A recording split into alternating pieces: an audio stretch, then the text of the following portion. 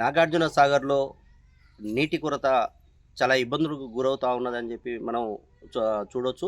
ఇక్కడ గత 2 రోజుల నుంచి తాగునీటి ఇబ్బందులు అయితే ఎదుర్కొంటా ఉన్నారు. పక్కనే కృష్ణమ్మ ఉన్నా కూడా వీళ్ళకి వాటర్ రావడం చాలా ఇబ్బందికరంగా అయితా ఉంది. మోటార్లు ఖరాబ్ అయిందని చెప్పి ఇప్పుడు గత 2, 3 రోజుల నుంచి వాటర్ రావట్లేదు. ప్రస్తుతం మనం ఇక్కడ నాగార్జున సాగర్ పైన హిల్ కాలనీలో ఉన్నాము. వారి మాటలు తెలుసుకునే ప్రయత్నం చేద్దాం. నమస్తే అన్న. నమస్తే అండి.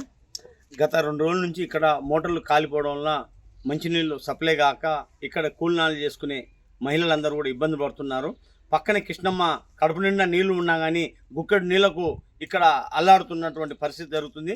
ఏ అధికారి కూడా ఏ నాయకుడు కూడా పట్టించుకోవట్లేడు.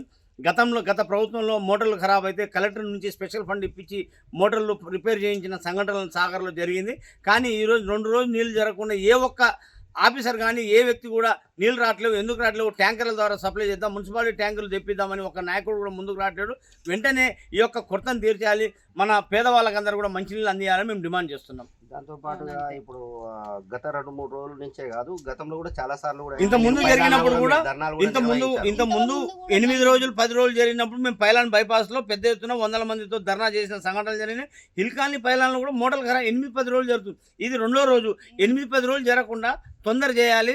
రాబోయేది మనకు వేసవి ఎండాకాలం. కొత్త మోటార్లు తెచ్చి సౌకర్యవంతంగా పెట్టుకోవాలని మేము ప్రభుత్వానికి డిమాండ్ చేస్తున్నాం.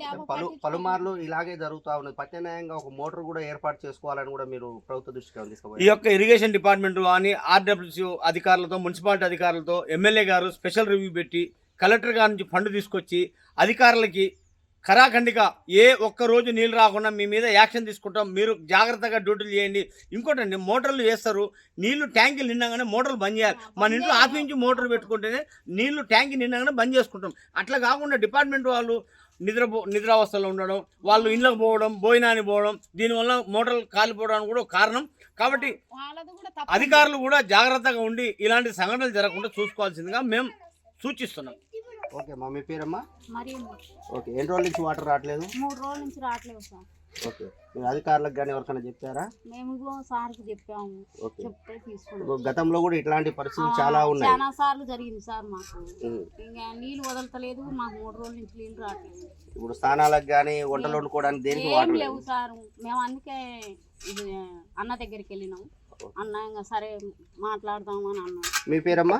ఆనందమ్మ. ఏందమ్మా ఖాళీ బిందెతో దర్శనం ఇస్తున్నాం, వాటర్ లేవా మీకు? మాకు మంచిళ్ళు లేక 3 రోజుల నుంచి మంచిళ్ళు లేవు. అన్న కాడికి వచ్చి మేము మంచిళ్ళు లేవని మేము అడుగుతున్నాం.